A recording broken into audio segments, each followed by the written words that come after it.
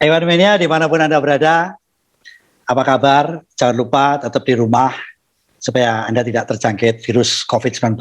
Kemudian juga saat ini kondisinya banyak tenaga kesehatan di Indonesia yang sudah terpapar dan kelelahan. Mari kita dukung dengan doa dan kita yang harus menjadi kita. Baik, ini balapan di GP1 Styria. Jadi saya juga bingung, Styria ini masuknya kan Austria. Ini sebenarnya masuk Eropa atau Timur Tengah? Sampai sekarang saya bingung. Saya sempat elelan dengan anak saya. Eropa, Pak. Timur Tengah. Bapak kok bilang ada Timur Tengahnya? Karena ada patung sapinya. Pasti sedang menyambut Idul Adha. Saya bilang gitu. Oh iya, masuk akal katanya. Ya oke, Ewan Media yang jelas ini kejutan karena Red Bull memenangi balapan. Dari kemarin Max Verstappen menang, sekarang menang lagi. Dan yang jelas kalau Red Bull memenangi balapan ini ada 3 negara yang ikut berbahagia. Pertama adalah Belanda karena Max Verstappen dari Belanda ya saya. Iya. Ya kan? Jadi orang Belanda pasti senang. Yang kedua adalah Ibunya Belgia tapi Belgia, dia Belanda ya. Tapi di Belanda ya. Ya. Orang Belanda pasti senang. Yang kedua adalah orang-orang dari Jepang. Warga Jepang pasti senang karena memakai mesin Honda, ya kan? Ya. Nah, pasti senang bangga karena Honda sudah menyamai Mercedes. Dan yang terakhir yang paling bahagia adalah orang-orang Korea Selatan. Karena pada saat Red Bull miring, logonya Honda itu kan H. Kalau miring, hanya ikut miring. Miring lagi, nikung, miring lagi.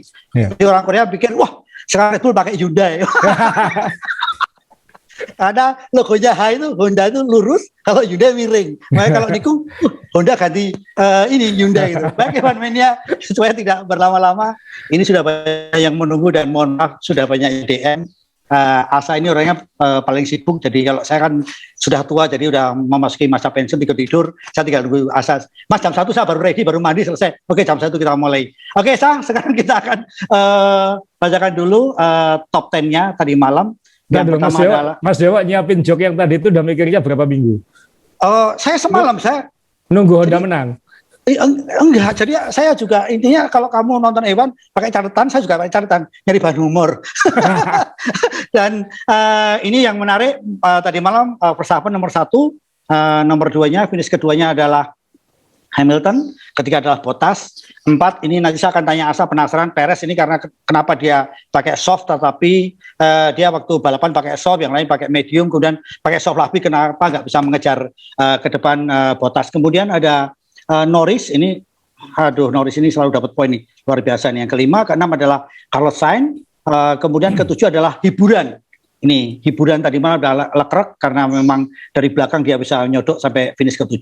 Kemudian ada Stroll, alhamdulillah ada satu yang mewakili karena Vettel jagoan saya nggak bisa masuk. Alonso luar biasa, dan ini Tsunoda. Nanti kita bahas, ini juga luar biasa karena Tsunoda ini adalah pembalap wingman yang bisa melawan teammate-nya sendiri yaitu Gasly dengan divur start mundur 3 langkah, tapi tetap menang dia daripada Gasly. Oke, luar biasa. Kemudian kita langsung lagi ke poin. Waduh, ini luar biasa. Verstappen 156, Hamilton nomor 2 itu 138, selisihnya sudah hampir berapa ini? Hampir 20-an ya. Kurang 20, kurang dikit lah. Kemudian Perez 96, Norris 86, Bottas 74, Leclerc 58, Carlos Sainz 50, kemudian 7 ini Gasly 37, Ricciardo 34, Vettel 30. Jadi alhamdulillah Vettel jagoan saya masuk 10 besar. Konstruktor sekarang. Oke, Red Bull 252. Semakin nyaman atau tidak ini kalau melihat balapan masih panjang. Mercedes 212, Wiro Sableng, kemudian McLaren 120, Ferrari 108, selanjutnya Alfa Tauri 46, kemudian Aston Martin 44, Alpine 31, Alfa Romeo dapat 2 dan William. Nah, nanti kita bahas ini William. Hari ini saya pakai kaos William saya. Ya. Ini kaos tahun 97 ya. Apa itu? 98 itu Mas. Itu pertama kali Williams gak menang dalam 1 tahun. Oh ini. Ya, kalau ini juara dunianya saya.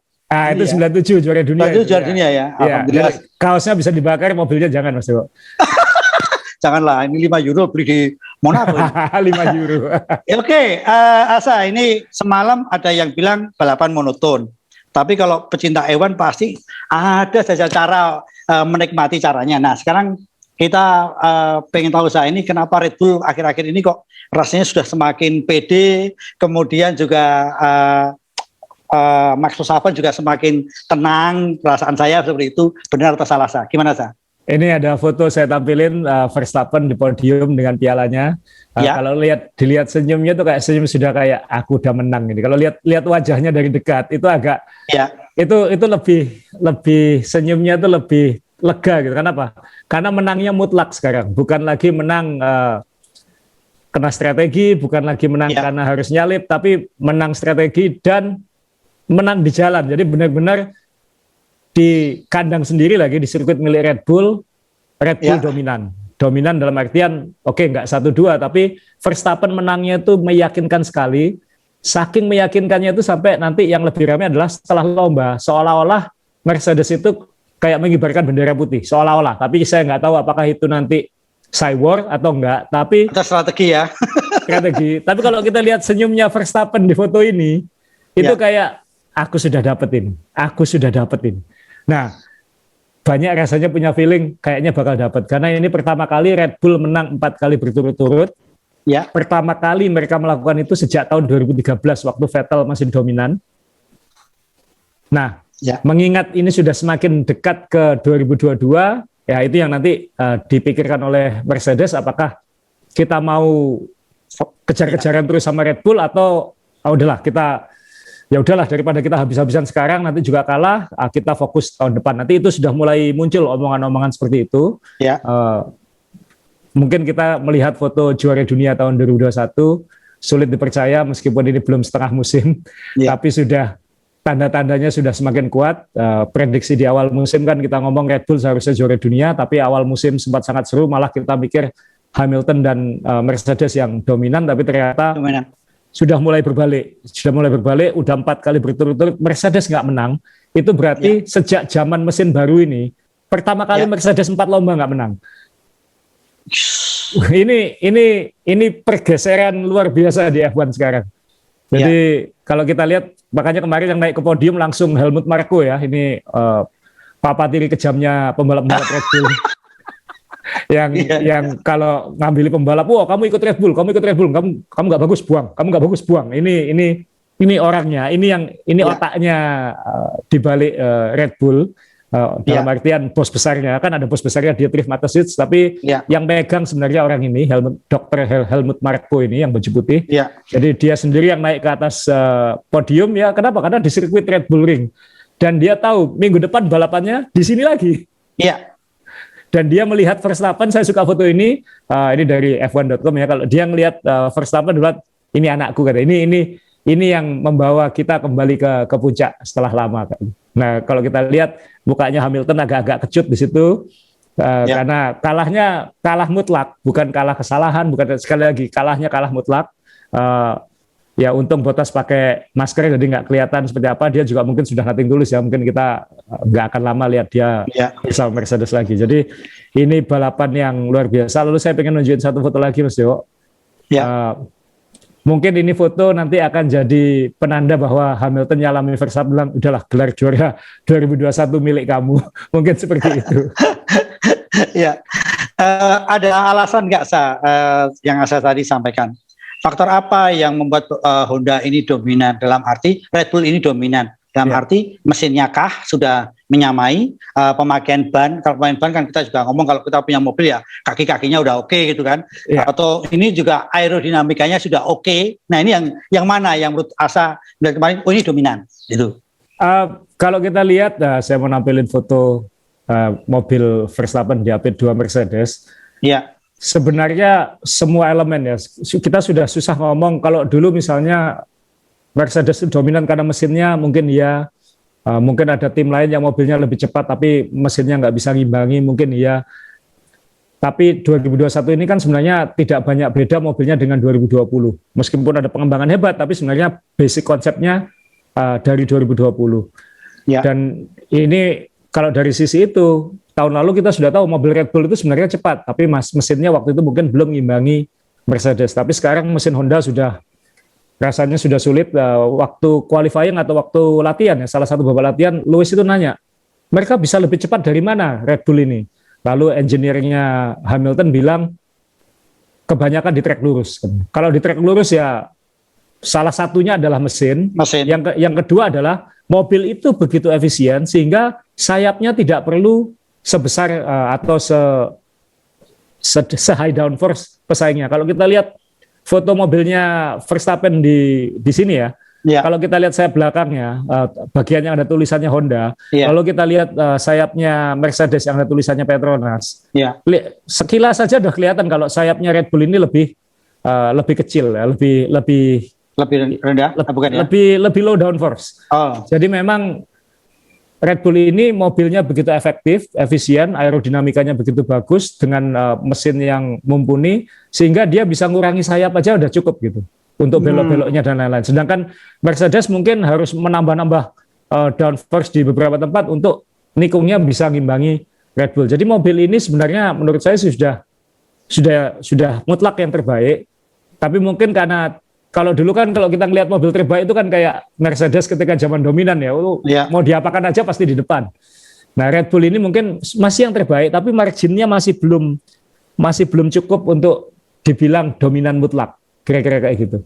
Nah mungkin butuh pembalap seperti Verstappen yang bisa naikkan ini ke atas. Kayak dulu Michael Schumacher bawa Benetton Mas kan ya. Atau Michael Schumacher bawa Ferrari. Mungkin dulu mobilnya McLaren Mercedes zaman Hakkinen mungkin lebih baik. Tapi Michael Schumacher bisa membawa mobil itu setara atau sedikit lebih baik. Nah ini kita sudah mulai ngomong istilahnya marginal gain. Hal kecil-kecil yang bisa membedakan juara atau tidak. Nah kalau kita lihat balapan kemarin, Hamilton memang ketinggalannya jauh ya, puluhan detik. Tapi kan dia pit stop terakhir untuk ngejar fase lap di akhir itu.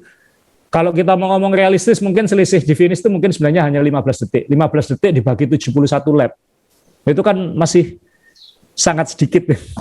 Ya, jadi mungkin nggak sampai seperempat detik selisihnya. Mungkin hanya 0,2 detik. 0,2 detik itu kedipan mata, Mas. Gila ya. Jadi bayangkan F1 itu ya, wah ini mobil ini dominan. Enggak, selisihnya cuma kedipan mata sebenarnya. Tapi kita sudah bisa bilang ini dominan. Dan kalau kita lihat, ini bukan sirkuit yang panjang kan, ini hanya 1 menit 5 detik ya, untuk 1 menit 3 detik untuk pole position. Peringkat 1 sampai paling belakang tuh nggak ada 2 detik gitu kadang-kadang. Jadi kita ingat dulu zaman dominan, siapa dominannya? Misalnya waktu Michael Schumacher 2002, 2004 misalnya, atau Mercedes ketika dominan. Selisih antara Mercedes dengan mobil kedua itu bisa 1 detik lebih. Nah sekarang selisih antara pole position dengan peringkat 10 itu mungkin nggak ada 1 detik kayak gitu. Nah ini yang ya sekarang kita ngomong iya mobilnya udah terbaik dominan, iya tapi masih sekedipan mata. Bukan. Masih belum. Okay. Nah, ya lebih kuat tapi masih belum. Nah tinggal ini saya mau tunjukkan foto Mas Dewo. Ya ini orang kan ya. Ini kayak Darth Vader-nya F1 sekarang kan kayak gitu. Jadi Toto Wolff ini setelah lomba, saya kaget juga gitu. Dia ngeluarin statement yang menurut saya sangat kuat dan sangat menohok. Dia bilang adalah mereka itu Red Bull itu masih habis-habisan membawa truk-truk upgrade katanya ke sirkuit ini. Kami sudah nggak bawa apa-apa lagi. Kami sudah memutuskan untuk fokus ke 2022. Dan kita harus menimang-nimang ini. Maksudnya apakah kita akan ngejar tahun ini atau 2022 yang sebenarnya bukan hanya 2022. Karena regulasi 2022 itu akan berlanjut sampai tahun-tahun berikutnya. Iya, basicnya dasarnya ya. Dasarnya. Iya, dasarnya kan kalau bagus kan tinggal ngembangin terus ya. Betul. Nah, kalau misalnya tahun depannya kepleset, bisa kepleset terus kayak gitu. Iya. Nah, ini yang sekarang pertama kali Toto Wolff bilang bahwa kita sebenarnya sudah nggak ngupgrade lagi mobil ini. Hamilton nambahi. Hamilton bilang, ya kita sudah lama saya tidak lihat upgrade pada mobil ini. Baru sekarang ngomong kayak gitu. Ketika kalah baru ada alasan kan Mas Jo kayak gitu. Iya. Jadi ini saya sudah lama tidak melihat ada upgrade. Jadi bukan berarti kita menyerah. Ngomongnya sih kayak gitu. Tapi ke depan kita tinggal harus memaksimalkan apa yang kita punya, bukan lagi menaruh apa yang baru. Nah ini apakah ini Cywar, apakah ini wag the dog yang mengecoh, kita nggak tahu. Red Bull yang pasti, Honda yang pasti akan habis-habisan sampai akhir, meskipun ada pembatasan development mesin. Honda akan apapun yang kecil-kecil yang diperbolehkan itu akan dikejar karena Honda ingin berpisah dengan juara dunia ini sudah kelihatan ambisinya. Sebenarnya ironis ya Mas Dewa, karena Mercedes yang sekarang ini dulunya Honda kan Mas. Oh iya iya iya iya betul betul iya, iya, Honda, iya. Honda jadi Brown jadi Mercedes. Mercedes ya. Iya iya iya betul betul betul. Jadi benar Indonesia basicnya dari Honda, dia harusnya tahu ya dari Iya. Honda ya. Ya tapi kan gini, saya juga sama saya. Ini Honda ini apa nggak sayang investasi waktu bar Honda habis-habisan nggak menang, dipegang Brown GP menang. Sekarang di Mercedes menang terus, ya kan? Nah Ya. pada saat menang Honda keluar dari arena Formula One. Ya. Apakah ada rahasia terselubung misalnya Honda di Jepang banyak pabrikan. Nanti kalau Honda keluar dari sini tenang, kita masih punya satu pabrikan yang kuat yaitu Nissan. Siapa yang berani nabrak Nissan? Ya kan nggak ada yang berani kan. Cuman siapa balap yang mau naik Nissan itu kan. Oke, jadi ini nggak diterusin nanti kita salah ngomong bahaya nanti. Ya, karena ya memang saya sih nggak paham ada apa dengan Honda karena Ya. setiap kali naik keluar, Ya. setiap kali naik keluar kayak gitu. Ya. Nggak Ya. tahu. Ya oke, semoga nanti bisa diganti Daihatsu atau mungkin Suzuki yang juga menarik. Honda Jepang kan banyak merek, jadi bisa kita pakai. Saya ini yang masih penasaran lagi, benarkah tadi kata Asa bahwa benarkah ada bukti bahwa memang ini mobilnya Mercedes sudah tidak di upgrade lagi. Kemudian kalau Red Bull tadi katanya truk-trukan masih datang mengupgrade dan sebagainya. Sebenarnya kalau ditimbang, ini kenapa Red Bull mengejar? Apakah mencari momentum untuk nanti menaikkan setelah bertahun-tahun dia kehilangan sudah tidak pernah lagi juara dunia setelah Vettel? Apa kira-kira psikologisnya Sa? Kalau jadi Red Bull Mas Yo, yang sudah nggak juara dunia sejak 2013 ya. Ya. Ya, yang namanya turun di F1 kan targetnya untuk jadi juara dunia. Iya, iya, iya. Saya juga mengelola olahraga gitu. Ya. Realistis, tapi kalau ada peluang kita harus kejar. Nah, ini peluang sudah di depan mata, bintang sudah segaris, semua momen, semua situasi pada pihak kita, ya jangan dilewatkan menurut saya gitu. Bahkan mungkin dengan konsekuensi tahun depan agak dikorbankan. Itu mungkin pertimbangan yang harus berani diambil. Karena ya kalau kita sekarang tanggung, gelar lepas tahun depan belum tentu dapat kan. Oke. Ya, Jadi ya kalau saya jadi Red Bull ya pasti ya habis-habisan. Apapun juara dunia itu, kesempatan jadi juara dunia kan belum tentu lewat tiap tahun. Nah ini yang apalagi Verstappen belum pernah juara dunia Mas. Itu penting sekali ya. Penting sekali. Jadi ya buat Verstappen kan kapan lagi aku dapat kesempatan seperti ini? Ya. Belum tentu. Ada pembalap yang belasan tahun nggak dapat kesempatan jadi juara dunia kan seperti itu. Ya, jadi Evan kenapa saya tanya ini karena Asa ini juga sama dengan baju putih itu, dia juga presidennya Persebaya. Jadi saya pengen tahu kalau orang pegang klub itu gimana. Kalau pada saat kesempatan tadi sudah dijawab oleh Asa, ini ada kesempatan apapun dimaksimalkan. Ada tambahan lagi sebelum saya pindah ke pertanyaan lain karena saya masih penasaran. Ada penasaran yang ingin saya tanyakan, tapi apakah ada tambahan lagi antara Red Bull dengan Mercedes ini? Apakah Asa ingin ada sampaikan lagi? Mas Dewo tadi di awal sempat nanya soal Perez ya. Kenapa kok Perez? Betul. Ya, menurut saya luar biasa apa yang dilakukan Red Bull. Jadi dia memulai lomba ini dengan 2 opsi strategi. Nah, jadi, itu Verstappen pakai medium seperti 2 Mercedes. Jadi 2 Mercedes ini strateginya sama. Ya. Jadi apa yang dilakukan Hamilton kemungkinan besar akan dilakukan oleh Bottas. Ya. Kemudian Verstappen dengan Perez sangat beda. Mungkin Perez terpaksa pakai ban soft saat qualifying supaya dia bisa ke depan. Mungkin terpaksa karena pace-nya dengan medium mungkin tidak secepat Verstappen gitu kan. Ya. Tapi itu justru menurut saya memberi peluang Red Bull untuk punya 2 opsi yang berbeda. Dan ini bisa membuat Mercedes terganggu, Mas. Mercedes sekarang harus bukan hanya mikir bagaimana ngejar Verstappen, tapi ini yang di belakang ini juga bahaya, ini yang Perez ini juga bahaya. Pakai soft, apalagi untungnya Perez ketahan Norris kan di awal. Coba itu kalau Perez bisa lewat, itu bisa ganggu Bottas sejak awal, atau mengganggu Hamilton. Hamilton. Ganggu Hamilton sejak awal. Dan Perez kehilangan podium, kita semua tahu kenapa. Karena pit stopnya ada masalah pada ban belakang. Kalau nggak ada masalah itu mungkin dia udah podium. Mungkin dia bisa nyalip setelah pit stop, atau mungkin dia tidak terkompromi jaraknya begitu jauh sehingga strateginya bisa lebih fleksibel. Jadi seharusnya kemarin podium adalah milik Perez, tapi ya seperti itu. Perez kemudian karena dia sadar dengan ban yang sama dengan hebat loh ya, Perez ini dengan ban soft. Bisa strateginya sama dengan yang lain pakai ban medium. Berarti kan reputasi menghemat bannya ini memang luar biasa Perez. Nah ini dia dengan ban Hark yang sama, dia kesulitan ngejar Bottas. Jadi dia memutuskan masuk pit stop, pasang ban medium lagi, yang fresh, keluar, kejar habis-habisan, itu 1 lap lagi aja kena. Gila ya ini. Nah, Makanya atau kalau nggak ada traffic itu kena itu. Nah, kalau makanya ini kan saya juga sempat awal lihat ini kuning sama merah, apa yang akan terjadi? Saya setuju kalau tadi memang Mercedes harus membagi 2 perhatian antara ban si soft sama yang medium. Tapi soal ban tadi memang jujur ini orang yang paling kaya di Formula One itu Nikita Mazepin. Yang lain belum punya duit untuk ganti ban, dia udah ganti duluan. Oh, kaya bener dia ganti ban 1 set, gila. Nah, oke, saya ini sekarang ini pertanyaan saya.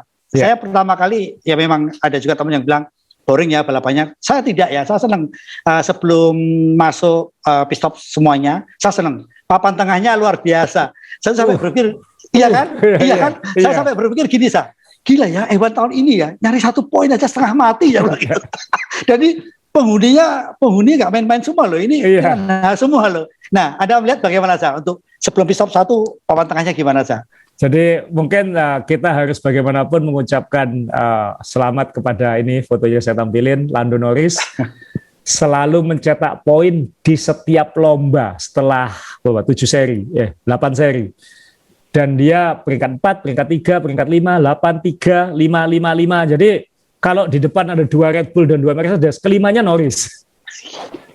Ya. Nah ini menurut saya superstar ini udahlah. Ini superstar baru. Cuman situasinya di papan peringkat 3 dan 4 ya, saya nggak ngomong ini atasnya papan tengah. Ini makin membingungkan buat saya karena kalau kita ingat di Prancis, McLaren itu qualifying-nya jelek, tapi kemudian menyodok ke depan. Ya. Nah di Styria di Austria 1 kemarin, oke, Norris qualifying-nya bagus dan dia sebenarnya balapan sendirian di depan, dia nggak ngejar yang Red Bull Mercedes, tapi dia juga nggak dikejar sama yang belakang kan kayak gitu kan. Dia ya udah aku balapan sendirian aja di sini kayak gitu. Nah, Ricciardo tapi bermasalah terus. 1 qualifying-nya nggak begitu bagus. Saat lomba sempat ada masalah mesin sehingga dia mundur ke peringkat 13 lagi dan kemudian nggak bisa kembali ke poin. Nah, dibaliknya malah Ferrari sekarang yang saat balapan luar biasa gitu. Ini saya mau nampilin foto pasangan Ferrari dia Sainz sama Leclerc.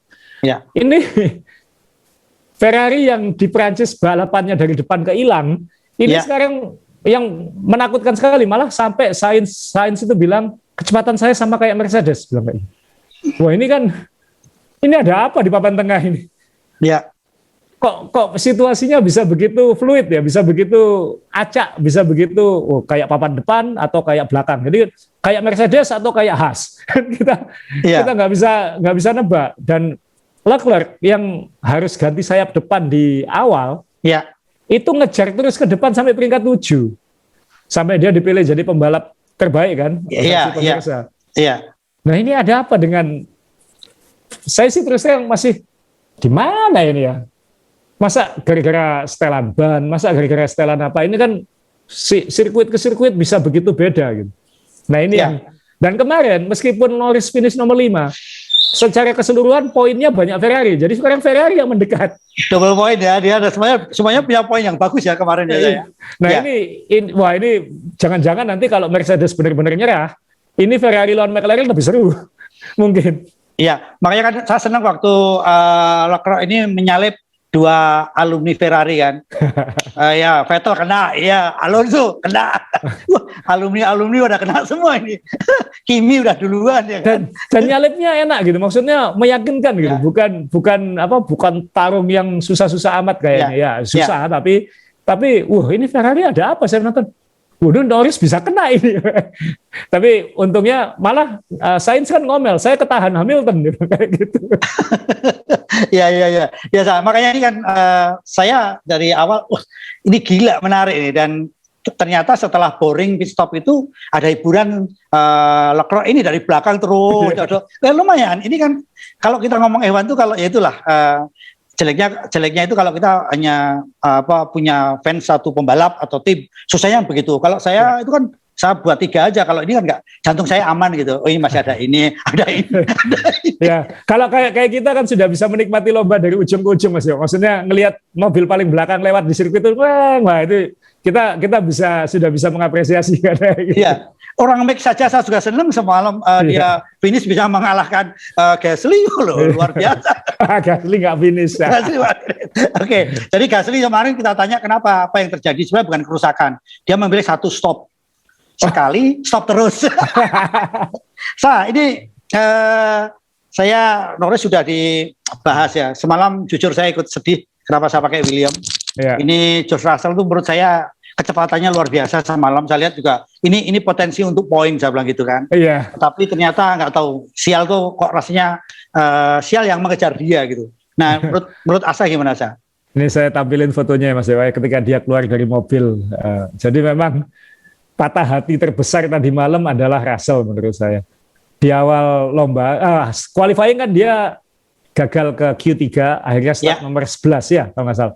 Nah, tapi itu waktu itu engineer-nya bilang, nggak apa-apa, kamu malah punya opsi milih ban sekarang. Karena kalau dia peringkat 11 ke belakang kan bannya bebas saat start. Sedangkan 1 sampai 10 harus memakai ban yang dipakai saat mencatat waktu terbaik di Q2. Jadi akhirnya start pakai medium, ban mungkin yang ban paling baik untuk awal lomba. Kemudian maju peringkat 10 karena Tsunoda harus mundur itu. Ya. Nah, dari situ dia tetap pakai ban medium karena kan dia nomor 10 karena ada penalti, bukan karena dia nomor 10, jadi dia tetap bebas memilih ban. Dia itu mengganggu Alonso luar biasa di awal lomba, Mas. Dan itu di peringkat 8 ya, 8 atau ya 8. Ya, sekitar itu. Ya, antara itu, Sa. Wah, itu bilang, ini cepat loh ini mobil. Ini Alonso lewat sebentar lagi. Tapi kemudian ada omongan radio yang kita harus pakai opsi B atau apa kayak gitu. Saya lupa pastinya. Engineer-nya William bilang kita harus pakai opsi B untuk reliability katanya. Oh, waduh, ada masalah ini, saya bilang kayak gitu. Ya. Ternyata benar, ketika masuk pit stop lama, kayaknya ada masalah pada sidepod-nya itu. Saya lupa pastinya, mungkin pemirsa atau pendengar mungkin tahu detailnya apa. Saya juga lupa terus terang ini. Tapi ada masalah pada bagian sidepod kanan itu, sehingga dia harus bolak-balik masuk pit stop, dan akhirnya udahlah minggir aja. Dan saya pikir ini orang kasihan banget ya, saat mobilnya kenceng, dianya kenceng, mobilnya rusak. Padahal tahun ini, kita kan beberapa tahun terakhir ini kan ngomong mobil F1 rusak itu kan aneh kan. Iya. Karena kan kayak sudah nggak bisa rusak. Dan di Perancis minggu lalu 20 mobil finish semua. Betul. Dan waktu itu Russell sudah ngomong, ini balapan terbaik dalam hidupku. Kok ya finish semua? Sehingga saya tetap finish nomor 12, dia bilang kayak gitu. Jadi di tahun ketiganya bersama Williams ini dia belum dapat poin untuk Williams. Gila, itu kan tragis itu. Nah, ini kemarin dia harusnya dia jelek-jelekan 10 lah ya di depan Tsunoda atau apa. Nggak dapat poin lagi. Ya moga-moga nanti minggu besok di sirkuit yang sama, karena kita tahu di sirkuit yang sama berarti kansnya dia bisa perform baik juga akan terulang. Ya kita semua berharap ada keadilan untuk Russell lah gitu. Kan memang kadang-kadang ada pembalap yang kayaknya apes gitu ya Mas Yo ya. Betul, Sa.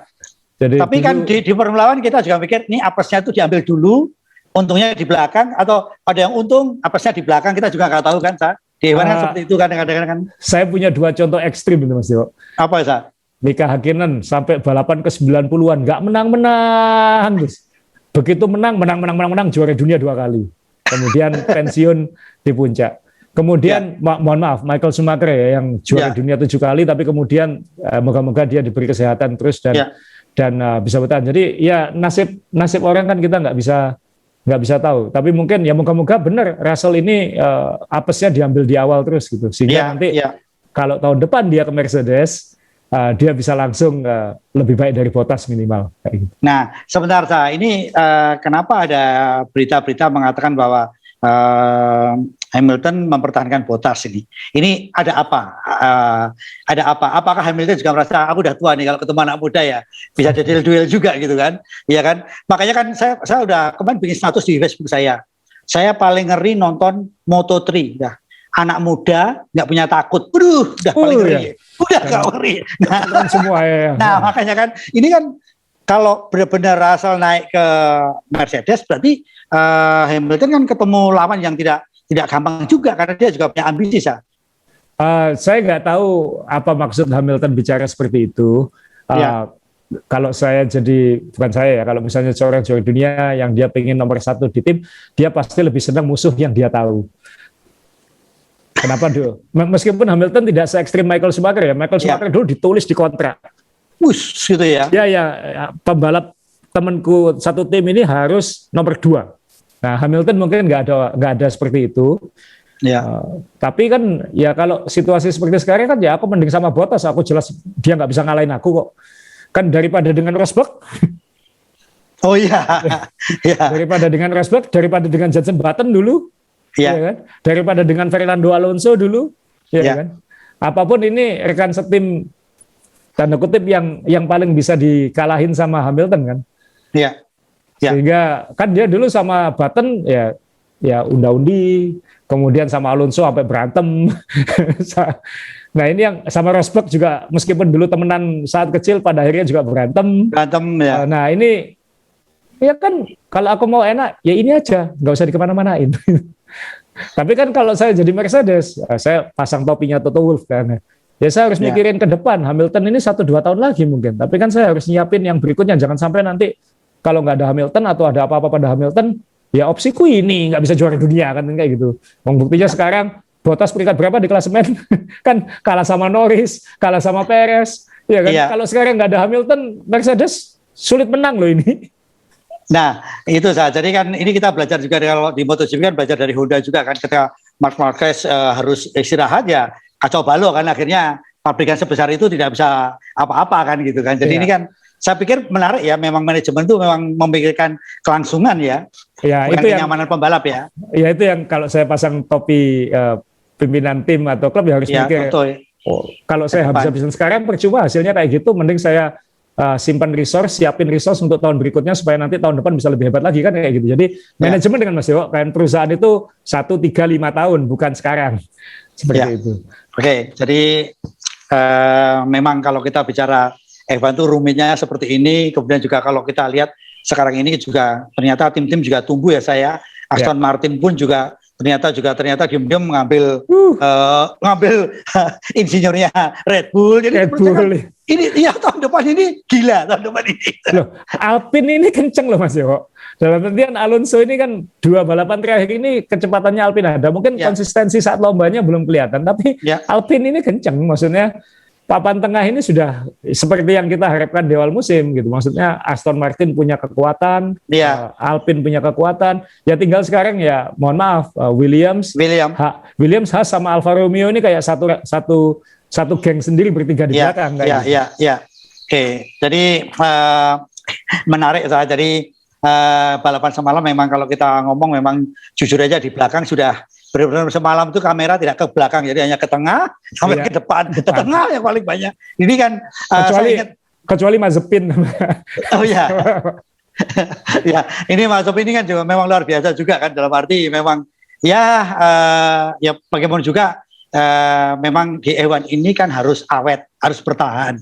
Ya kan Sa? Kalau punya duit nggak ada masalah, kalau berprestasi juga nggak masalah. Tapi kalau prestasinya nanggung nggak punya duit pasti juga hilang kan. Makanya saya itu sekarang lagi meneliti siapa pembalap yang akan awet di Formula One. Rasanya Mazepin. Karena iya serius, ini benar. Saya mempelajari. Karena apa? Dia mengambil teknologinya dari Juwono Jawa Tengah yang membuat bandeng itu loh. Karena bandeng asap itu awet. Jadi dia diasepin terus. Dia balapan diasepin. Ini paling awet yang orang ini. Jadi kalau di Rusia bukan bandeng asap Mas Dewo, namanya bandeng masep ya.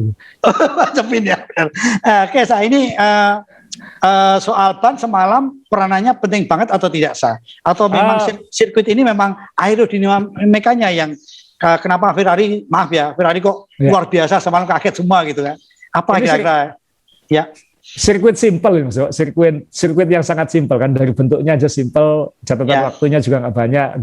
Dibilang power iya, aerodinamika nggak terlalu. Jadi kalau dibilang ban ya semua bannya sama, tinggal bagaimana menggunakan. Memang ada anjuran baru sejak Baku itu, sejak ban-ban pecah itu bahwa tekanan bannya harus lebih konsisten. Yang lebih kita harus perhatikan nanti weekend ini Mas Dewo, Grand Prix Austria 2000 yang 2021 yang minggu depan ini. Jadi babak kedua ya, babak kedua ya. Babak pertama ya. Ya, satu Pirelli akan membawa 3 ban yang 1 step lebih soft dari yang kemarin. Jadi kalau kemarin hard, medium, soft itu tengah-tengahnya ya, C2, C3, C4 kalau nggak salah. Nah, di Austria nanti itu diturunkan. Jadi nanti yang hard itu jadi yang hard nggak dipakai, Ya. yang medium ini jadi hard, yang soft ini jadi medium, lalu Ya. nanti yang ada lagi C5 kalau nggak salah itu yang soft yang baru. Jadi nanti jadi lebih lunak bannya. Apakah itu akan memaksa 2 stop atau tetap 1 stop? Kita tunggu, kayaknya sih masih 1 stop. Karena kalau kita lihat kemarin banyak yang pakai ban soft juga bisa 1 stop kayak gitu. Ya. Yang jadi komplikasi adalah apakah ban mediumnya bisa dipaksa lebih panjang. Itu yang kita nggak tahu, karena hard kemarin kan dipaksa hampir 50 lap, sekitar 50 lap kan kayak gitu. Nah ini apakah ini harus jadi 2 stop atau enggak? Bisa iya, bisa enggak, dan itu bisa bikin drama sedikit. Lalu yang kedua, saat free practice 1 hari Jumat besok Ya. di Red Bull Ring ini, Pirelli akan membawa ban belakang baru yang dindingnya lebih keras. Dengan alasan safety dan macam-macam terkait dengan baku tentunya. Baku, ya. Nah, ini tim-tim ban ini tidak akan dipakai di Austria. Ini hanya dicoba di free practice 1. Ban ini baru akan dipakai di Silverstone. Di Silverstone bulan depan. Ya. Di Inggris. Tapi dikasih kesempatan dalam 1 free practice untuk nyoba ban ini. Nah ini kan pasti akan bikin pusing semua. Sekarang latihannya F1 itu cuma 1 jam kali 2 hari Jumat. Betul. Kalau dulu kan 90 menit. Sekarang 1 jam 1 jam. Jadi waktu latihannya makin nggak banyak. Dan ini 1 dipakai untuk nyoba ban. Dan setelah nyoba ban ini harus dipakai balapan nanti di beberapa lomba ke depan. Wah itu kan sekarang ini lebih capek main data di komputer dan simulasi daripada nyoba di lintasan.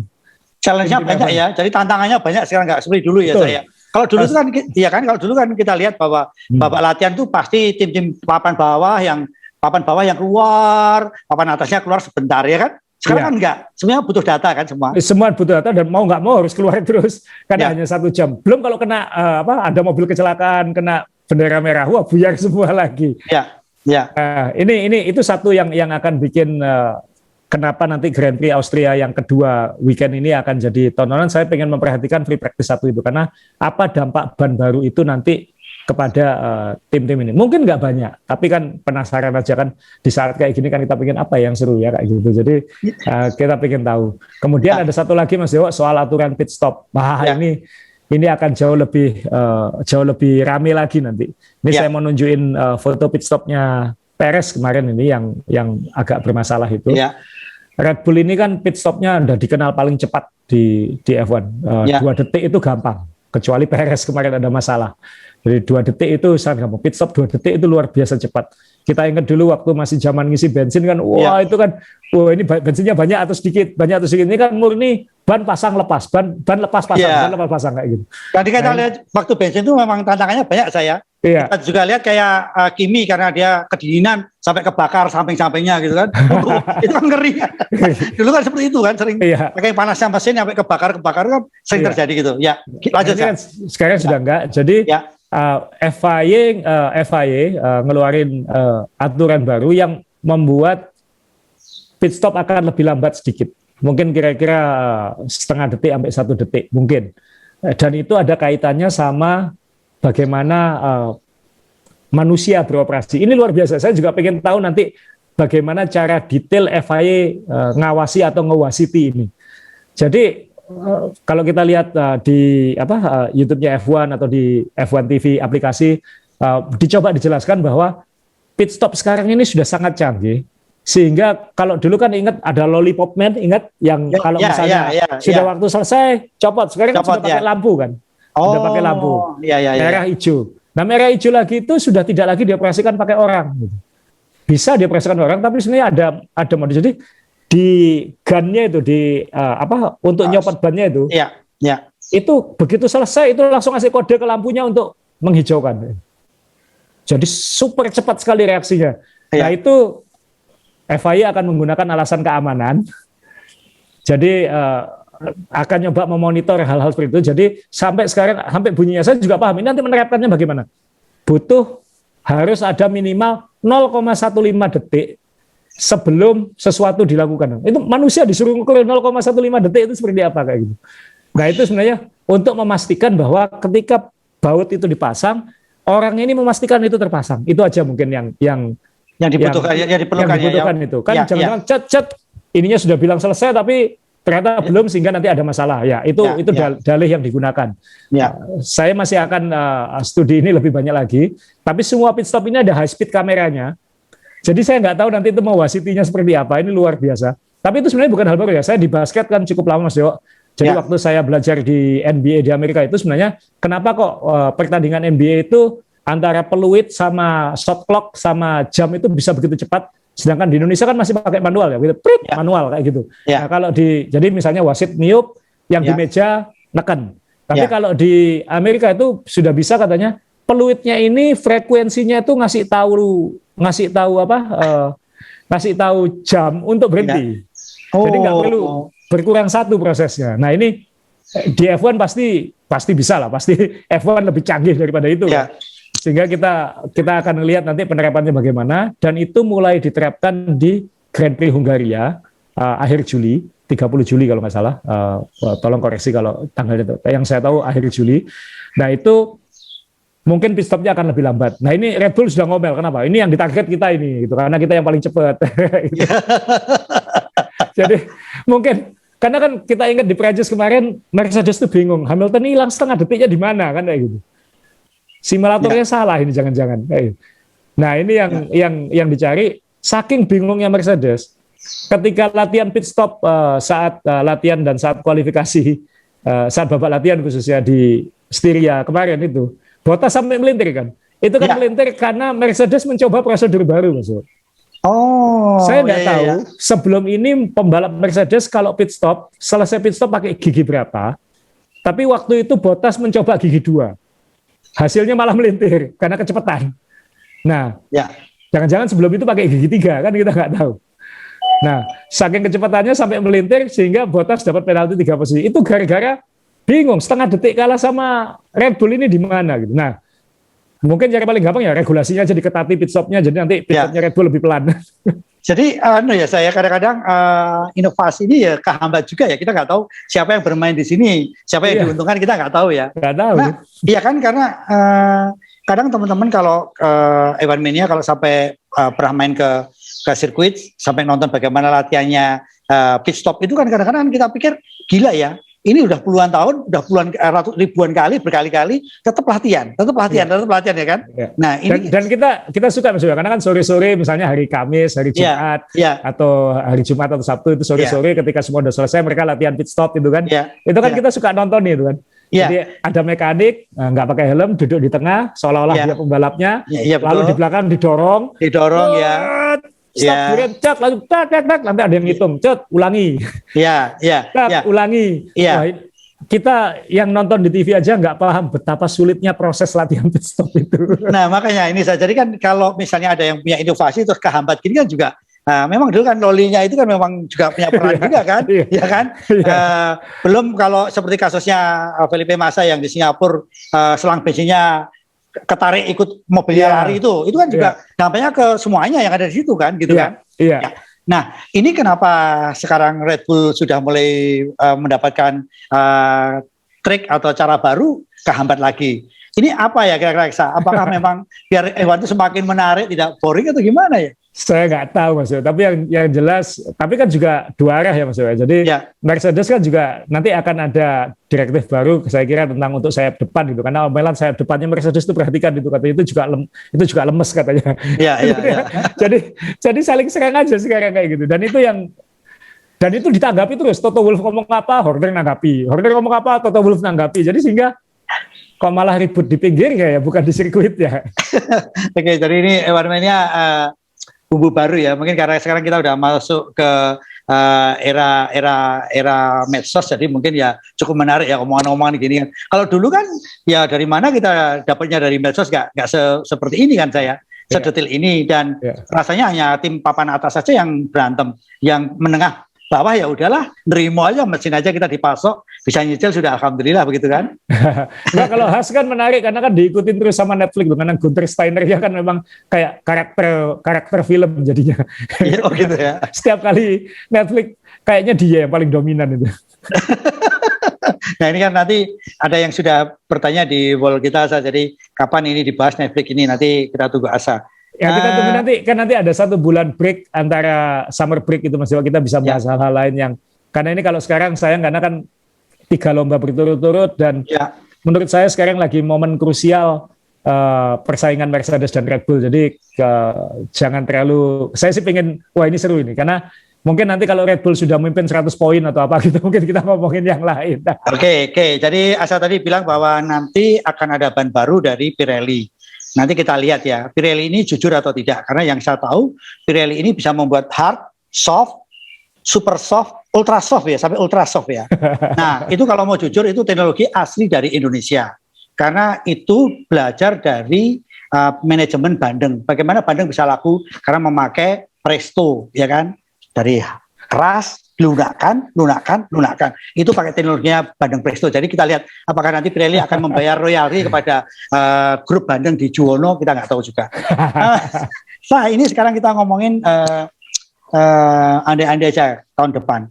Kalau tadi pit stop sudah dirubah, kemudian juga ada aturan-aturan pasti bentuk mobil juga akan berubah. Tahun depan itu kayak apa sih kurang lebih? Kok sekarang sudah beredar di medsos itu, ini mobil tahun 2022 kayak gini loh, kayak gini gitu. Ini karena mobilnya apa? Kan sebenarnya sejak 2019 sudah ada gambarnya Mas Yo. Kan ini sudah ada ya? Iya kan seharusnya diterapkan tahun ini, tapi dimundurkan karena pandemi. Oh iya. Jadi sebenarnya foto mock-up itu kan foto mobil mock-up-nya yang akan digunakan, tapi gambar sketsanya kan sudah lama, regulasinya juga sama. Memang akan berubah total. Ada yang bilang F1 jadi mirip IndyCar. Dan dalam satu hal saya sepakat, karena memang itu filsafat yang dipakai IndyCar. Tapi bukan berarti itu tidak baik. Kenapa? IndyCar itu lebih ketat persaingannya daripada F1. Jadi kalau misalnya bisa memberikan efek seperti itu, saya nggak keberatan. Kalau tahun ini kita nganggap ini ketat, dan tahun depan bisa lebih ketat lagi, kan itu baik. Baik buat show-nya kan.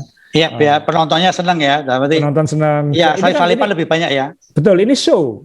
Apapun ini entertainment, ini show. Jadi kita butuh balapan yang seru. Kita nggak butuh 2 mobil silver finish 1 menit di depan yang lain kan kayak gitu. Iya. Nah, kalau mobil baru nanti detailnya pasti akan keluar. Nanti kita juga akan bahas khusus ya, karena di satu sisi saya melihat kayak ada mobil F1 itu kan kayak, kalau mobil F1 sekarang, kalau yang paling bagus kan dilihat dari atas Mas Dewa ya, kayak panah gitu kan. Sehingga kita melihat bentuk mobil itu ngasih reaksi emosional berbeda-beda gitu. Kayak saya sih paling suka mobil era-era lama, eranya termasuk era Ayrton Senna yang simpel-simpel masih seperti itu. Mobil era sekarang saya terus terang kurang terlalu suka karena kelihatan besar, panjang seperti itu. Nah tahun depan kan lebih berat lagi, lebih gede lagi. Dalam artian kelihatan lebih gede gitu. Dan kelihatan seperti IndyCar. Nanti kita lihat nanti ketika di sirkuit gerakannya jadi seperti apa. Ya belum berani ngomong karena kita belum lihat seperti apa wujudnya. Akhir tahun ini kita sudah akan melihat. Jadi ya moga-moga nanti ini baik untuk F1. Semua yakin ini baik untuk F1. Jadi ya moga-moga itu benar. Nah, F1 Mania, ini obrolan sudah mungkin beberapa menjawab dari pertanyaan teman-teman. Tapi yang jelas memang kita terima kasih karena saya ini tidak pernah membaca komen teman-teman, tapi setelah membaca saya senang ya kalau ada satu daerah muncul hadir. Karena maaf ya, saya dengan Asa ini, kalau Asa kan nulis di Jawa Pos skop nasional, kemudian Asa pernah jadi komentator di TV skop nasional. Kalau saya kan hanya bermain berkutat di Surabaya mulai tahun 99 jadi MC nonton bareng, siaran di radio. Saya tuh akhirnya juga gila ya Evan itu ya. Kita tuh sangat dibantu oleh medsos. Teman ya, sekali lagi teman-teman kalau kita memang banyak kemasukan jangan takut. Makanya ada yang komen kok pendek, kurang panjang dan lain sebagainya. Nah, silahkan misalnya juga ada topik yang teman-teman ingin bahas kayak ban ini tadi sudah disinggung oleh Asa, kan ada yang minta bahas dong soal ban gitu kan. Asa kan sudah membahas bahwa besok ternyata ban akan seperti ini. Nah, ada lagi saya yang ingin disampaikan, ini kita akan memasuki GP Austria babak kedua yang dimenangkan oleh siapa? Nanti kita harusnya sih mirip-mirip dengan kemarin. Malah kalau bannya disoftkan, dilunakkan lagi, jangan-jangan Red Bull malah lebih kuat lagi. Jadi kita lihat.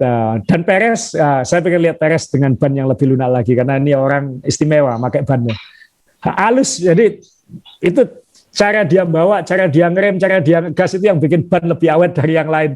Dan itu sudah teruji bertahun-tahun. Dan itu memberi dampak bagus buat Red Bull di sini. Jadi saya pengen lihat apakah dia bisa lebih dekat ke depan, karena kemarin meskipun dia tampil bagus, tapi kan Perez kurang memuaskan ya. Kan harusnya Red Bull bisa 1-2. Kalau misalnya Red Bull bisa 1-2 ya mungkin minggu depan tema kita kan, tema yang sekarang adalah apakah Mercedes akan menyerah, kira-kira kayak gitu. Nah mungkin minggu depan sudah Mercedes game over, jangan-jangan seperti itu. Nah, tapi gini berarti kehadiran sekali lagi mungkin sudah dibahas ya. Selama ini memang Red Bull ini dengan 2 pembalap muda itu ternyata memang tidak pernah menghasilkan yang maksimal ya, dengan 2 pembalap muda, ada Albon, ada siapa lagi itu. Saya punya teman Mas Dewo, dia itu ngefans berat sama Albon. Setiap lomba moga-moga Albon podium. Begitu Albon keluar atau enggak, ya nanti minggu depan bisa podium. Jadi sangat berharap. Tapi begitu ngelihat Perez seperti ini, bilang benar diganti Albon itu. Nah, kalau pembalap muda itu kan dia juga masih harus belajar ya Mas. Dia harus belajar, dia harus menyesuaikan diri dan lain-lain. Kayak Mick Schumacher ternyata sampai sekarang masih membiasakan posisi duduk seperti itu. Nah ini Perez ini kan sudah pernah di McLaren, bertahun-tahun jadi raja papan tengah, dan sekarang dikasih kesempatan, ya pengalamanku ini sudah ada, aku nggak perlu banyak belajar, aku sudah tahu aku mau apa, aku sudah tahu aku harus ngapain, aku tahu caranya begini, begini, aku beginiin. Nah, ini yang mungkin selama ini Red Bull nggak ada referensi seperti itu, karena selalu pembalap muda. Jadi ya saya kira Perez minimal tahun depan masih di Red Bull, ini duo yang luar biasa. Oke, jadi kita sudah ke 49 menit ini. Jadi teman-teman kemarin kalau kita 35, 40 ternyata kurang panjang. Yang jelas saya akan mengadu domba sekarang. Coba teman-teman perhatikan. Ada konspirasi apa antara Pirelli dengan Red Bull? Coba perhatikan. Saya melihat ini ada ketidakjujuran. Pirelli itu bukan diam-diam, secara terang-terangan, tapi pada lupa semuanya, pada nggak ngeh bahwa Pirelli itu menganak emaskan Red Bull. Sudah 2 balapan ini memberikan gratis satu ban kepada Red Bull. Coba perhatikan. Memberi tambahan 1 ban kepada Red Bull. Teman-teman jeli nggak melihat? Ayo. Kalau nggak jeli, lihat kemarin. Waktu habis pole position itu Max Verstappen dikasih ban Pirelli. Gila. Lewis Hamilton tidak dikasih, nggak jujur ini Pirelli ini. Nggak adil saya bilang gitu kan. Disuruh tanda tangan dulu tapi ya. Tanda tangan dulu. Supaya tidak omong-omong. Tanda tangan jangan omong-omong. Media ini kita akan balapan di tempat yang sama. Saya tidak tahu sekarang kita membayangkan sedang apa para pembalap ada di sana. Bayangkan kalau itu dekat dengan Indonesia, pasti kita sudah akan lari ke sana. Karena apa? Siapa tahu di mall kita ketemu pembalap bisa foto dan tanda tangan, ya kan? Di kafe-kafe bisa tanda tangan, foto-foto dengan pembalap. Kita bayangkan itulah yang kita rasakan. Yang jelas iri rasanya. Kemarin sudah beberapa penonton sudah masuk ke sirkuit ya saya di sana ya. Dan sirkuitnya juga kalau ada yang kemarin dilihat dari atas tuh, aduh cantik sekali. Dan weekend ini membuat saya tambah pusing karena ada Tour de France, kemudian ada Wimbledon. Kalau ada tuh MotoGP, ada Iwan, tambah pusing ngatur waktunya di depan TV. Kalau pagi ada. Kalau pagi ada playoff NBA juga Mas, jadi banyak tontonan. Oh iya. Cuman justru kalau NBA saya sedikit sekali, tapi kalau IndyCar saya suka. Karena seperti Asa bilang tadi, ini balapan gendeng ya. Karena startnya, saya nggak tahu, startnya memang selalu rolling gitu ya. Ya dia rolling start ya. Rolling start ya. Itu kan satu-satu tahu jadi 2. Itu kan, ini ngeri sekali. Dan lumayan ya, Takuma 1 masih selalu posisi 8. 2 kali juara Indy 500 Mas. Nah, makanya Takuma 1 ini. Mania, jangan lupa kalau ini menjadi obrolan yang menarik, mau subscribe silahkan, juga mau di-share juga terima kasih. Tapi kita nggak mewajibkan untuk tekan bel, karena di Formula One tidak ada bel. Jalan-jalan aja gitu. Ada yang sampaikan sebelum kita tutup, Sa? Ada yang sampaikan? Ya, cukup. Makasih banyak. Oke, saya ini memakai kaos McLaren tahun 2000 berapa, Sa? 2007 harusnya. 2007, gila kan? Dan dulu kaos-kaos ini yang menjadi idola ya. Ini berapa? Ini berarti umurnya 13 tahun, 14 tahun. Ya. Bajunya Mas Dewo 98. 98. Ini. Jadi teman-teman kita ini mungkin di tempat saya akan pakai suit walaupun sudah agak bladus, teman. Saya yakin yang punya suit saya nggak tahu. Apakah yang ada yang punya kaosnya Eddie Irvine? Saya nggak tahu. Eddie Irvine punya nggak? Stewart. Edi Irwan punya nggak? Nggak punya. Saya punya kaosnya, kemarin saya buka-buka ada kaosnya Kubica. Oke, terima kasih Evan Mania, jaga prokes, kita saling berdoa agar tenaga medis kita selalu diberi kekuatan dan COVID segera berada di Indonesia. Sekali lagi, salam Evan Mania, sampai jumpa, salam prokes.